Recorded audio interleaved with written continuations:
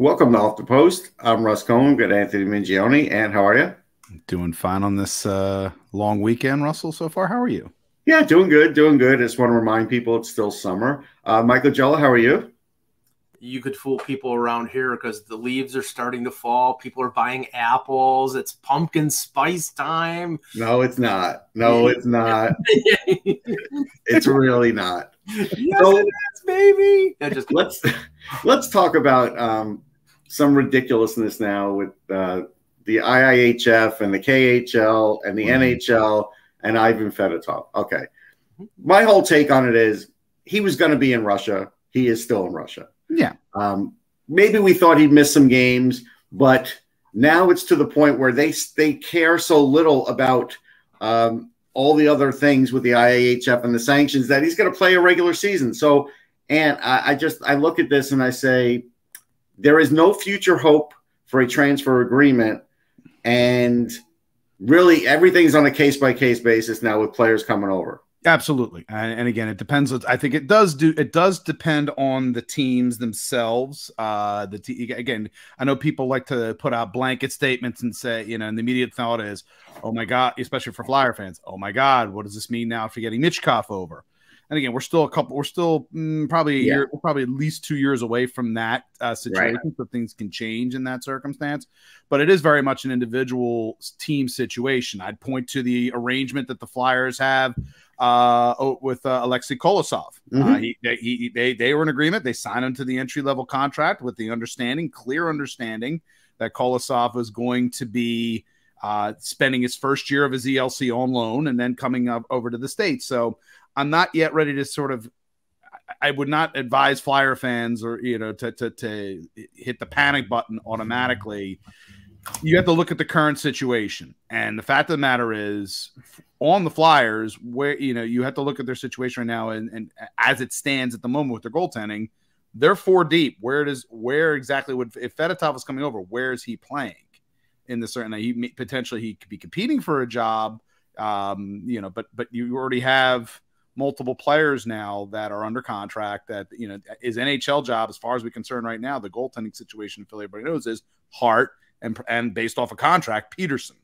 Right. And of course, you have Urson and Sandstrom, and then you have, of course, later on, we're going to have Kolosov probably in the mix as well. So I feel in many ways, I feel bad for Fedotov because, again, he's a player. He wants to play. He's 28 years old. He wants to be playing. He doesn't want to be, stuck in limbo, but he's been used in this circumstance as a pawn in this international game.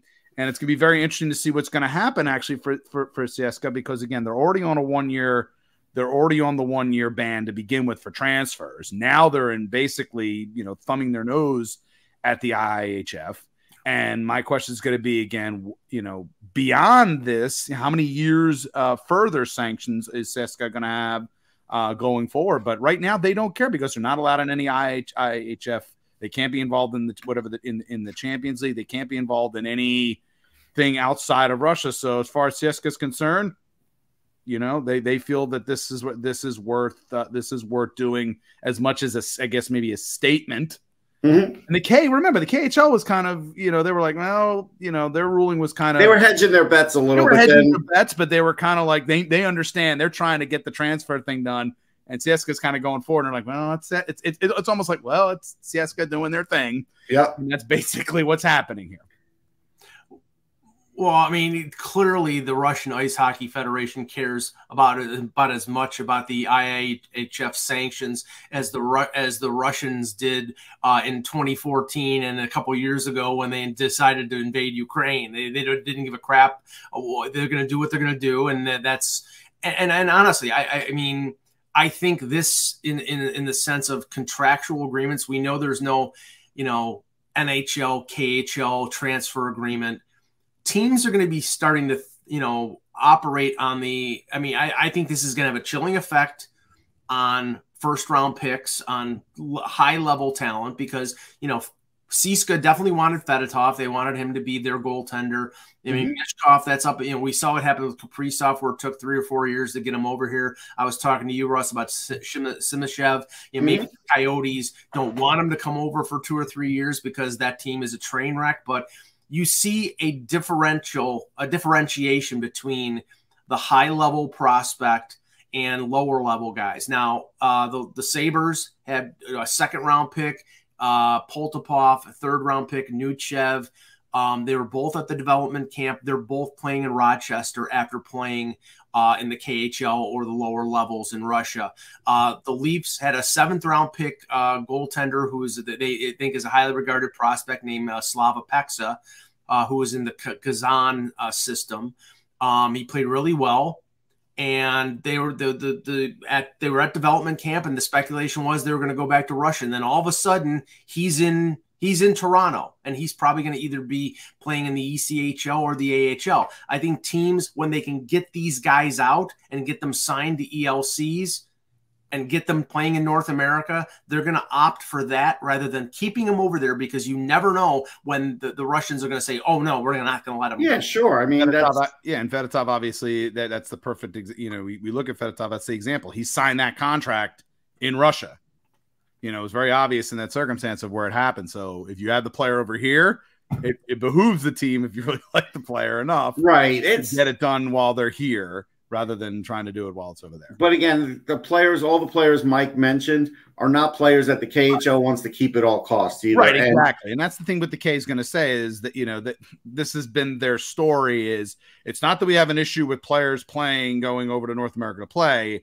Their whole idea is, if it looks like they're going to be in the AHL instead of being in the NHL and it's a good player, the K obviously wants to keep it because obviously they view themselves as being a league that's somewhat on not on par with the NHL, but somewhere in that above AHL, but not NHL range. Yeah, and a source of mine that covers that league says that the CSKA GM is a bit of a rogue guy too. So that's another thing that plays into this whole thing, is just that it's with the wrong guy too. Like, it's just this guy, you never know what he's going to do. He says one thing, he does another. A lot of different things happen with this particular guy. So there's that. And to be fair, again with Michkov, it's not to say, and I want to make sure people are clear on this.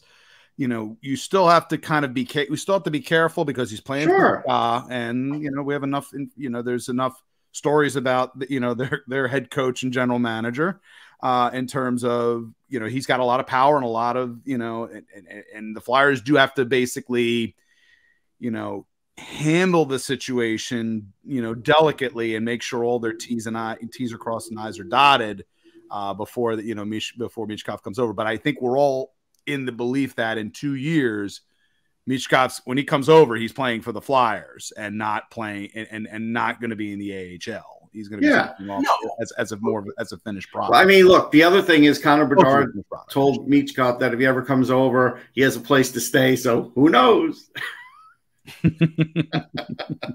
Okay. Wow. Hey, listen, we've seen this stuff play out before. Like, I know we're joking about it, but you never know when things happen. Anyhow, something else that's become great fodder and we're all going to take sides on is the William Nylander situation. It's still getting talked about. I think Brad Treliving is playing a dangerous game here because he either knows that Nylander wants to play with Matthews so bad that he's going to cut on his deal a little bit, or he's just rolling the dice. I don't know. Like I said, I don't have a tremendous amount of faith in Treliving based on previous deals and what he did with Calgary. Hold on, Mike. You'll get your chance. No. I was just nodding in agreement with him. Okay. Oh, he's ready. Russ is ready. He's ready. He's got the fist on it. Come on, Mike. I'm ready for you.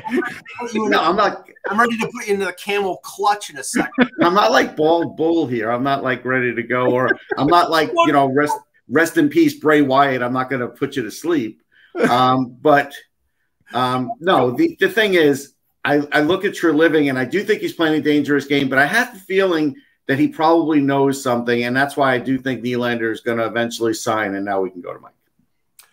I get completely the opposite feeling. I think, first of all, I mean, Brad Treliving, for any lack of confidence you have in Treliving, he's a fairly intelligent general manager, and I think he learns from mistakes. And I think the mistake that he made with the Johnny Gaudreau last summer was that he believed that Gaudreau wanted to stay in Calgary. Now, I don't know if that was sort of a game where, you know, Louis Gross, the agent, was telling him that, and he didn't know that Goudreau wanted to go back to you know, the U.S. to raise his family. I mean, all I know is that they negotiated up until the 11th hour, and then he ended up going to Columbus. You know, Nylander can say he wants to stay in Toronto until the cows come home. He said it, you know, but he was very coy with Elliot Friedman and Jeff Merrick in the interview in Sweden, in terms of, well, we got a year, we got to hold the whole year. What's the rush? Well, the rush is that you can walk away for nothing next July. That's the rush. And either you're an asset, and either you're with the program or you're not. And if you're not with the program, then, you know, there is a possibility, and it's been, Friedman reported this, and I think it's the worst case scenario for the Leafs, is that they just play this out. They play the year. Nylander, they don't get a deal done because Nylander wants $10 million and they can't afford that, and then he walks away from nothing. I think that's asinine. I think you got an asset there. I think you can get players that can help you now in a deal for him, or even you can get a deal sort of. I always compare Nylander to the Kevin Fiala deal with Los Angeles, where he had a year left in his or actually he was an RFA, but he had a year left before unrestricted free agency. Similar players, although I think Nylander is better. He had a better year going into that decision-making year than Fiala did, but that's arguable. Yes, he scored 40 goals. And they got a first-round pick and Brock Faber. And I think Brock Faber is going to be a top 4 defenseman within a year or two for Minnesota. So that is sort of like what the Leafs probably could get for Nylander in a deal from a team. And they could turn around and flip the first-round pick for a prospect. I floated jokingly, and now you can talk about this if you want, that if they trade Nylander and they get future assets, there's a guy from Buffalo who's won 3 Stanley Cups, who played for the Rangers last year, who's good buddies with Austin Matthews, named, Patrick Kane. Listen, they can have him. That's fine. Right, but I'm saying – they could if they trade Nylander, they could sign Patrick Kane in January when he's ready. Now there's no rumor of that, but I'm just saying I'm putting 2 and 2 together here. If they trade Nylander, there is a guy out there that could replace him in the short term. I don't think it's a killer for them to trade Nylander if they can't get a deal. If they can get a deal, fine, but I don't see him, as we've talked about before, I don't see him taking $1 less to stay in Toronto. And my perspective on this is the only concern I have right now is that the other general managers know this as well. And this is where maybe the return is, maybe if he has had conversations for a living, that he's been underwhelmed with what he's been offered, because this is where, as we talk about, contract cap space is a weapon. It's weaponizing it. They know Toronto's up against the wall here. At the moment, again, we're still we just, it's September 1. So there's still, I don't think at the moment, enough press or pressure on some other general managers to say that I'm willing to give up X amount of things for William Nylander. So again, I think this is very much just to play it out. And in some ways, I'm going to echo what Nylander's saying, which is, why is everybody worried right now at the moment? And I get, I just don't think there's a good deal for him out there. Like you said, my concern is that I am at the moment, I don't think there is a good deal. Well, I don't think that if there was a great deal, I should say that if there was a great deal out there, probably it would have been done by now, because I mean, everything that I've heard from, obviously other reporters, but I've heard like little whispers as well, is that they're about $1.5 million apart. And with a team that, ironically, they'll be up against it next year before the cap goes up significantly. But the year after, a lot of contracts clear. The problem is that for that 2-year window, while you have Marner and Tavares on their current deals and Morgan Riley on his deal, and you have other players to sign, you don't have a lot of room. And there was a report from David Alter a couple days ago that I think is another factor in this, is that Tyler Bertuzzi and the Leafs wanted to do a long-term deal, but they realized the limitations of what's going on, and they signed a 1-year deal. I will tell you right now, I would bet significant money that Tyler Bertuzzi on January 1 or just after January 1 will sign a long-term extension with the Leafs. And if that happens, then show William Nylander the door if he is still in Toronto, because that would be your replacement going forward. Well, okay, I think that's a very risky replacement. I know there's all this love for Tyler Bertuzzi, but he's really not proven it for full seasons or in the playoffs yet. It's all like talked about. So I think before you're ready to do that, you actually got to see the results. And you also have to take a look at the fact that Nylander has been productive in the postseason for the Leafs in terms of his numbers. Yes, Bertuzzi. So to me, again, it's a situation that we have to continue, just like anybody. Any general manager has to sort of look at situations, and if something, something comes up, and you get good return from someone unexpectedly, then obviously I think you do explore that, and I think you have to be sort of careful not to over push if you're Treliving here in terms of looking at it, because there's always this balance of what I get in return versus and then I want to maximize my return because this player's top level, and I get that in negotiation, I do, but you also could scuttle a deal if you push too much. Let's just say this, Anthony, if he's being offered JG Pageau, which has been rumored, the Leafs aren't doing that deal because JG Pageau, although being a good sort of depth forward, is making, because Lou overpaid him. Yeah, he overpaid. This is a classic Lou, kind of in love with the player, so he fits his mold. So I'm going to pay him and keep him. Right, he's making $5 million, and he's not a $5 million player, and he's got more than a few years left. Now, if they get Oliver Wahlstrom in a first-round pick, or if they get Dobson or something like that, then that's a deal that helps the Leafs and it could help. Yeah, you won't get Dobson. You're not getting Noah Dobson. I agree, but I'm just saying. I mean, that is a deal that would help the Leafs. I think that what is going to happen, if it doesn't happen before the end of training camp, because Treliving is on a roll. He got Matthews signed. That was a good deal. He got, you can argue about whether extending Sheldon Keefe was good, but I think for the stability of the franchise, and it was only a 2-year deal, that's fine.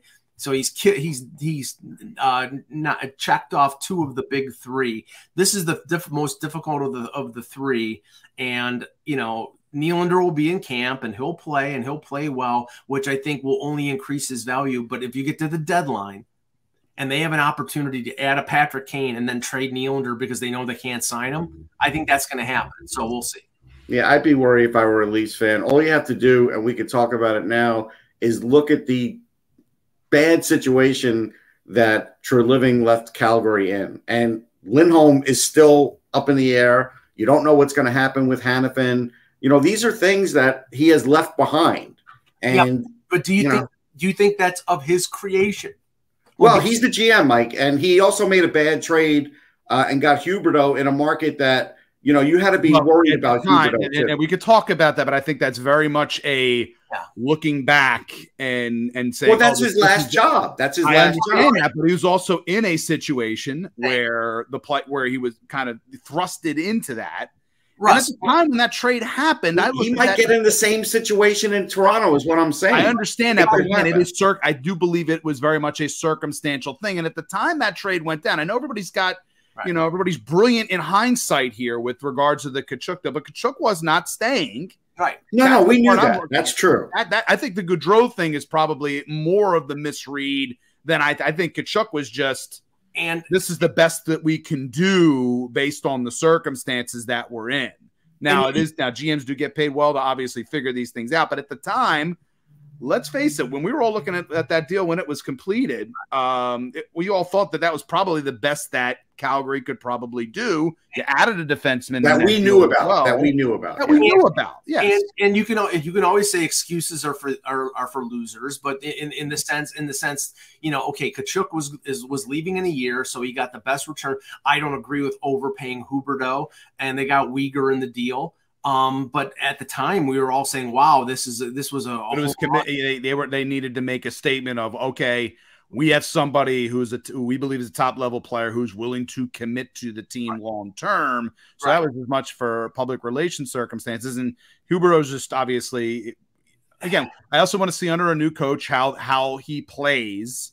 So I do wonder, I think there's a bit of that mix there too, where I'm not necessarily sure his style of play jived well with Sutter. Even the goaltending situation in Calgary had a lot to do with Treliving too, as far as the money that was being outlaid, who was playing, who wasn't. A lot of that was bad too. Who wasn't signing up for Markstrom when he everybody was pretty much on board. No, Markstrom thought it was a good move at the time. I'm not killing him on that. I'm killing him on pretending that Markstrom could still play after you could see that he was not the same goalie when you saw, you know, when you thought that's as much a coaching situation. That's a coach's. Well, but it's a general manager. I mean, the general manager could put the hammer down on that and say, I mean, he wants him to work through it. I get that, but I mean, also at the same time, it's just you don't necessarily have a crystal ball to know for sure that's going to happen. I think that's really it's kind of. And again, I'm not trying to defend Brad Treliving, but I'm looking at the situation and going, circumstances created that, and it's you like, just have one of these situations. We didn't do a good enough psychological profile on Jacob. Just imagine the outcry for one of these situations in Toronto. So let's say William Nylander goes for nothing. The outcry for that is going to be way worse than what we're talking about now. Well, I mean that's why I think he won't let that happen. I think he learned from his experience. But I mean, you got to say, you know, Toronto is. I hope he learned from experience. Like that's exactly. Toronto is Mars compared to Calgary being Venus. I mean, Calgary, unfortunately for them, you know, they're considered a smaller Western Canadian market like Winnipeg. Cheveldayoff and Conroy are in two similar situations where they got a group of core players who clearly don't want to be there anymore. You know, maybe they to get Lindholm to stay, maybe they have to overpay him like they did Huberdeau, but eventually they also need to show progress. And this is the reason why, again, he's saying it's interesting, obviously, listening to Lindholm's comments, certainly, and what he said, you know, and I don't blame him. He's at the point of his career where he can call his shot as to where he wants to play. And the similar situation with Winnipeg and Scheifele and Hellebuck. I mean, if they end up staying, they're probably going to end up getting overpaid because Winnipeg has to overpay them. I mean, players clearly, for whatever reasons, don't want to stay there. That problem is not a problem in Toronto. I mean, now you could say, well, if that's the case, then these players should take less. And that, you know, that was the argument for Nylander back in the day. That was the argument for Mitch. I mean, they do take less when they're older. That's when they don't have a lot of options, then they're willing to take less. Right, exactly. And that now you may see that. I mean, Morgan Riley could have gotten more in the open market than he did. He's making 7.5. I think he would have made 8. But that's a few years ago too. It's a while ago. Last year was the first year. Okay, so 7.5 last year is now 8.5. So right, but I mean, it's with an increasing cap, 7.5, and he's only 28 years old. So, and he had a great playoff. So I thought it was a good signing at the very outset. And the whole point is, you cannot compare what Treliving was dealing with in Calgary compared to what he is going to deal with in Toronto, because they're two completely different situations. Now, he walked into a ready-made situation. He walked into a structure that Kyle Dubas had. I think you're going to see over the next year or two the team reflect what Treliving, you know, his style. I mean, he's already bringing in bigger bodied type players, and he likes tougher, bigger players than, you know, the smaller defensive types that he also benefits in the fact that he's got, you know, certain players already, and he can build around since that structure's already in place. Right. And he's got a lot of expiring contracts. His job is to basically to finish. His job is to finish the project here. Right. He's got a lot of expiring contracts, and he can mold the team into where he thinks they need to go. But in the short term, he's got a lot of expiring contracts. He's got one guy who can walk for nothing next July 1st. And I think he either has to get him signed or he has to move him. And I don't think the worst case of the three scenarios is to stay with him, go through the year, and see him say bye-bye on July the 1st, because we know he will say bye-bye. Right. And Mark Elias has a good point, which I was staying away from. But since he mentioned it in the chat room, I'll also point out, that Ryan Reeves contract is a joke. I know it's variable, but it's a joke. It's meaningless. It's meaningless today until you need the cap space. Then it's not meaningless. And they can, Russ. I know. And they can send him down to the Marlies. And who gives him a 3-year deal, Mike? Nobody. It's meaningless. Okay. It doesn't mean a damn. He's the only GM that was willing to give him that meaningless deal, though. No, okay. He had to give the 3rd year because Minnesota was offering him 2 years. Wait. We heard Chuck Fletcher say the same thing. Right. And none of us bought it for Nick Deloria. Again, the difference in the deal is that unlike we heard that for Delorier, did we not? Yeah, but Nick Delorier isn't they're not burying him, and they're not going to bury him because they.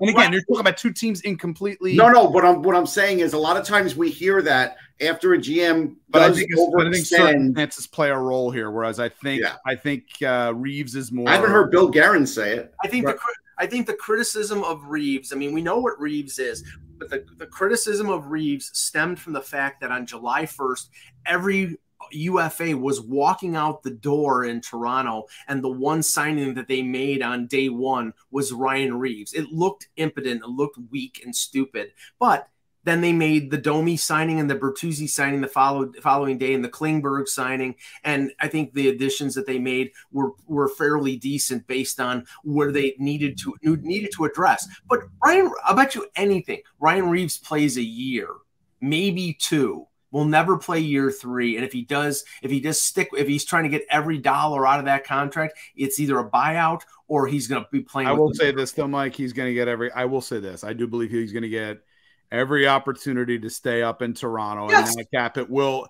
And again, it's going to be a case of it's going to have to be an absolute, just total liability for him to completely get buried. Correct. And they're going to, and what's going to happen? They're going to say, oh, he's good in the room. You're going to talk about his room effect and everything else. And that's going to keep him up they'll keep him up for that for about as long as possible. They've already to justify the contract too. They've already said that. But let me ask you this. Is any general manager in the NHL this year going to claim Ryan Reeves when he's got 2 more years on a contract at $1.35 million? No. So he's the guy who's going to go back and forth, like even on paper, like Wayne Simmons last year. Wayne Simmons didn't even practice. All intents and purposes, Ryan Reeves is the Wayne Simmons replacement. Right. Exactly. With even less hope of any kind of offensive output. Right. But when they play Boston and Milan Lucic, Ryan Reeves will be in the line. Oh, he's your guy. He's your guy. I do want to point out that I'm going to enjoy the senior tour fight there. I do want to point out that the early Vegas odds have the Carolina Hurricanes and the Toronto Maple Leafs as the 2 top Cup teams. So I do want to top overall. No, it was tops overall. Yeah, tops overall. They're both in the Eastern Conference, so that makes a lot of sense. Well, I'm just saying, Mike. So maybe Trivling will win a cup, and then I'll shut up. Good luck with that. You never shut up. False promise on your part. Me stopping eating. Let's talk about Hockey Canada. Oh. I think this is the weekend. I think this is it. This is it. Let's drop it on Labor Day. Labor Day or an OUR, depending on where you're living. I think it's Labor Day. I do. Labor Day. It's Labor Day in the U.S. for those listening. Yes. And for those listening in Mexico, we appreciate it.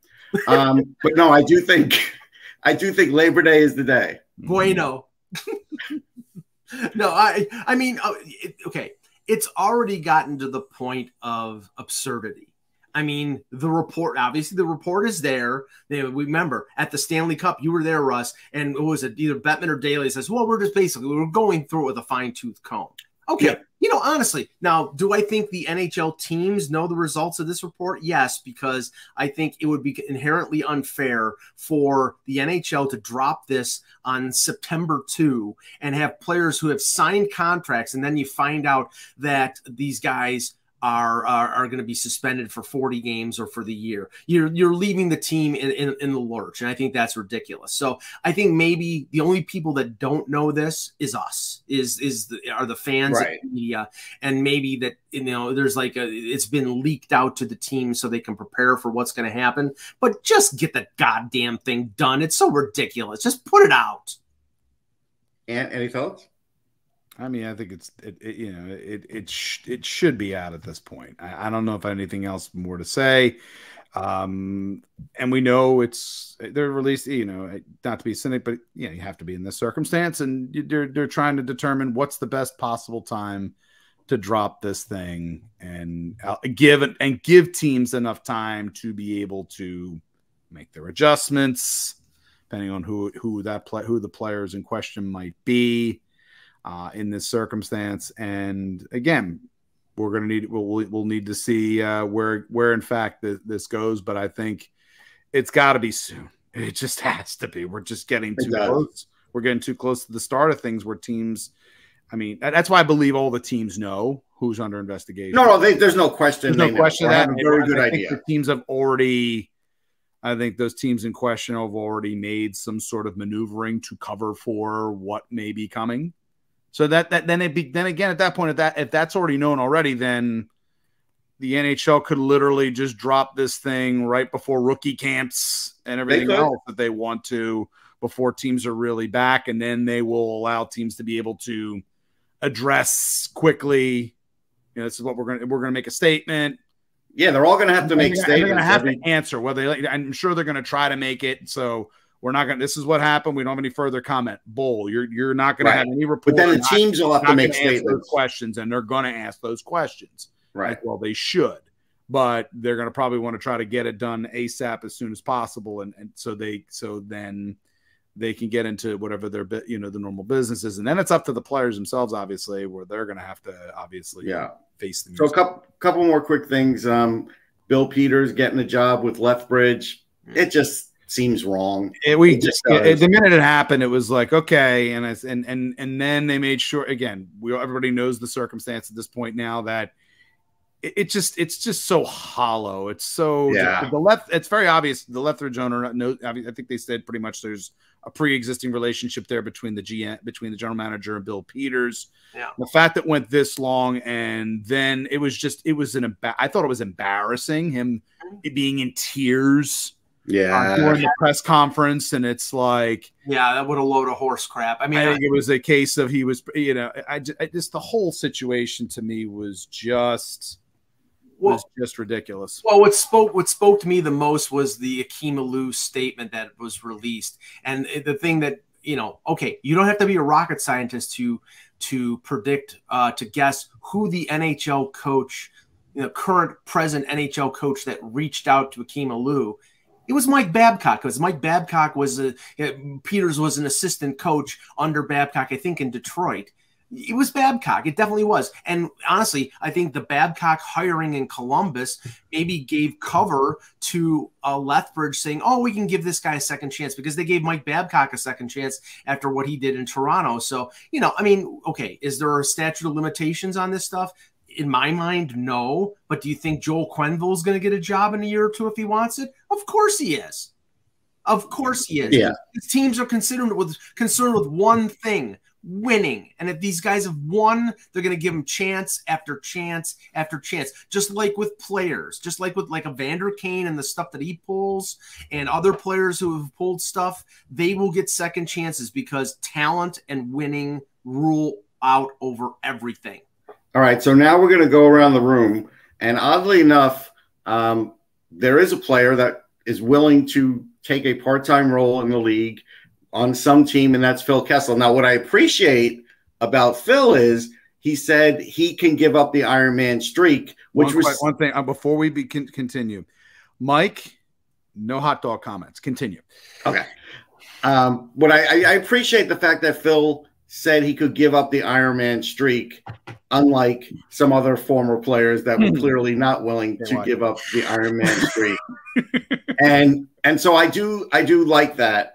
I do think that makes him more marketable now, because now nobody has to have this sort of handshake agreement that you'll keep this streak going. And so I think he should go to the Bruins. I don't know what you guys think, but that's where I think that's the team I think that should get him. No mustard, no relish, please. I'd like to see him continue his career, but I don't know how much he has left. I mean, obviously Vegas didn't play him.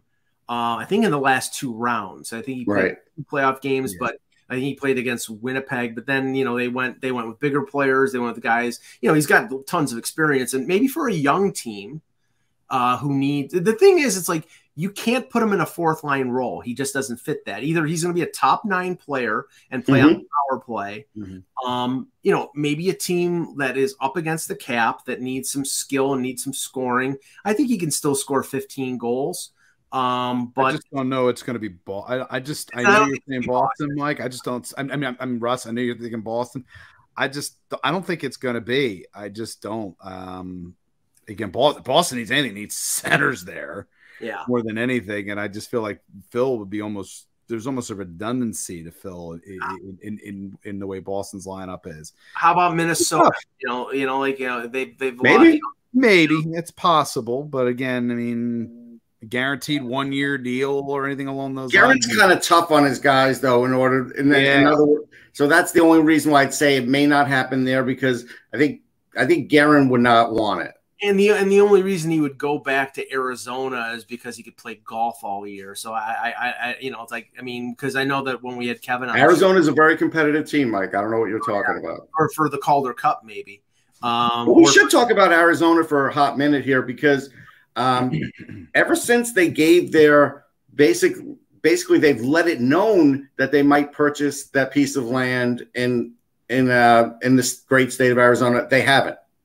Like, oddly enough, it's just a piece of paper that says time, Russell, come on, that they're willing to. Well, Anthony, what isn't a lot of time is if there is going to be a move that they would have to be announced at some point, or if they're going to extend with Arizona State, they're probably going to have to say it mid-season. So at some point this year, they're going to have to say something about it. Well, the agreement that they made with Mullet, they have another year plus an option. Now, we don't know in the contractual agreement when they have to exercise the option. So it might be in May or June, because their season's going to end in April. Their season's going to end in April because they're not going to make the playoffs because they're a disgrace of an organization. I mean, I just want this over. I mean, honestly, it's not going to end. It's a scab that's been picked over for 20 years. It's an embarrassment to this league. I understand the reason why you want to stay in Arizona, because it's a big TV market, but unless you can get a building, unless you can get people, 11, 12, 13,000 season tickets and have a walk up and have good, have a good profitable franchise, it's a waste of people's effort and time. And I think the pressure that's going to come on Bettman, because right now he's been acting with impunity, is from other NHL owners who are saying, we're getting 4,000 people in Mullet Arena. We're pouring money into this thing. It's a waste. And, and our players don't want to play in a college building. And I believe they have one national game. That's it. One. I mean, understandable. And is it? Well, what do you mean it's understandable? It's closer to the ice. It's a great. You would think, place. But again, it's also very obvious that it's a 4,000 seat arena. Yeah. Well, and I do wonder whether or not it's the TV. I'm going to throw this out there. We could talk about that, but I often wonder as well if it's also the TV and streaming deals and everything else, and that if they wouldn't get that if they didn't have these markets, certain markets locked up. Well, I believe they were. I do believe in many. I more and more I believe it's. Well, I think the question that the question is, if they were such a good TV market, wouldn't the networks want them on more? Well, okay, it's a good TV market with. I think it's the case where if you're doing the overall, you're looking at it too specifically. I'm looking at it as the overall league portfolio that they present. To say that we have representation in all these markets, right? I mean, the best TV market in terms of viewership for like the playoffs, even though they haven't been in the playoffs for 12 years, has been Buffalo. But when Buffalo was the worst team in the league a few years ago, they didn't get any national games. They're not getting national games because they suck. But now they're getting 12 or 13. Right, and they get 15 games. Yeah, that's right. They were the third highest scoring team in the NHL, and a lot of people are really excited. It's a good market when it's good. Like, that's true. They always had good TV ratings. But the whole thing with Arizona here is, I think that the pressure from the PA, which they'll never come out publicly and say it, the pressure from the PA will be on. The pressure from other owners will be on. You have a potential owner begging to get into the NHL, in the guy who owns the Utah Jazz. Salt Lake, they're going to build a new building. That's an off ramp for this team if this cluster continues in Arizona, and I think it will, because all we do, it's this shell game where we get excited. Oh, we're finally. But as you said, until the owners who Bettman represents. It obviously, they look at it and they're willing to tolerate it. They're getting something. Trust me, they're getting something out of this. Oh yeah. So they don't care, whatever it is. And I'm telling you, there's something to be said. I think when you're presenting for TV deals, streaming deals, these overall league portfolio, we may be drilling down and saying why Arizona is terrible, this, that, or the other.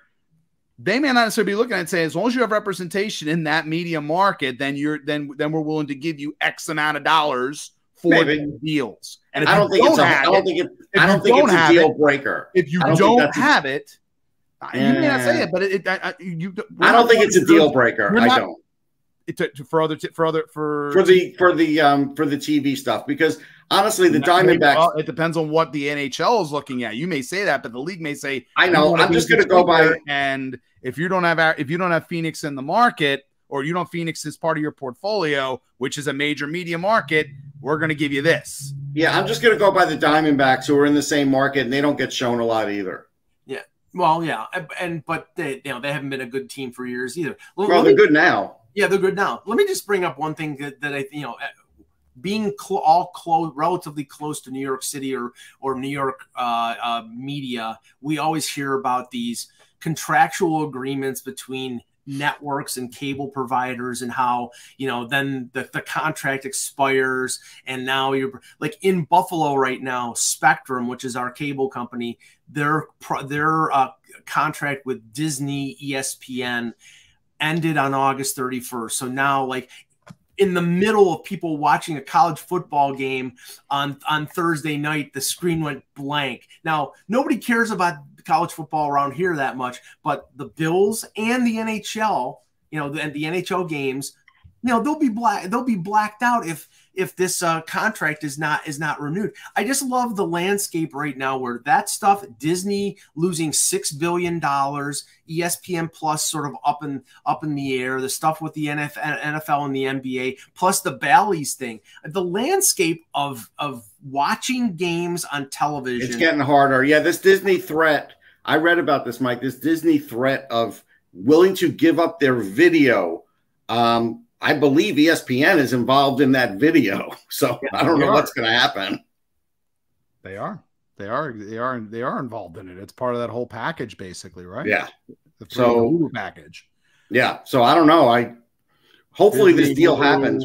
ESPN are all kind of they bundled these things together. That's been one of the big selling points here, because nobody wants to pay the individual, because it's just streaming has just gotten so ridiculous in terms of what you can watch. We've really just so compartmentalized things in this case, versus when we had cable and you can kind of just have the have the smorgasbord, so to speak. Yeah, it's now everything's a la carte.